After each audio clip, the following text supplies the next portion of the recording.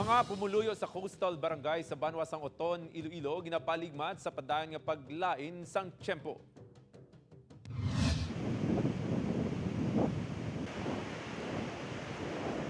Mabaskog ang hampak sang balod sa baybayon sa mga coastal barangay sa Banwasang Oton, Iloilo.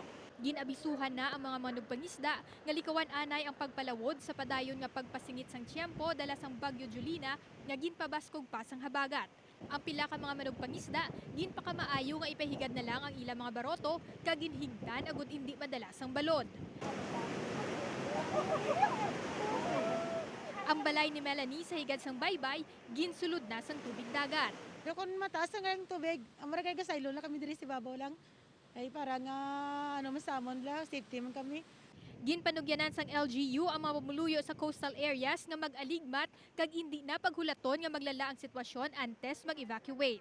Gina-encourage nato ang aton nga mga pumuluyo, no, particular sa coastal nga mga barangayan o sa aton barangay officials, no, nga kung mahimo mag-aligmat, magtimbanganay anay kita sa subong nga tion kag panilagan naton ang sitwasyon kag mahimo magpabalo diri sa aton sa banwa kung may naobserbaran sila nga tumanagig kadelikado nga sitwasyon.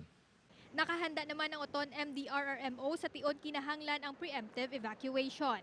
Nagpatigayon man sang water level monitoring ang katapos ng BFP kag MDRRMO Pavia sa mga suba sa Banwa. Sa datos ng MDRRMO, below 1.5 meters o kunyara lang sa blue level humalin kahapon ang tubig sa mga suba nga makabig malayo pa nga mag-awas. Sa pihak sini nakaalerto sa gihapon ang rescue unit, ilabi na nga padayon nga malain ang tiyempo.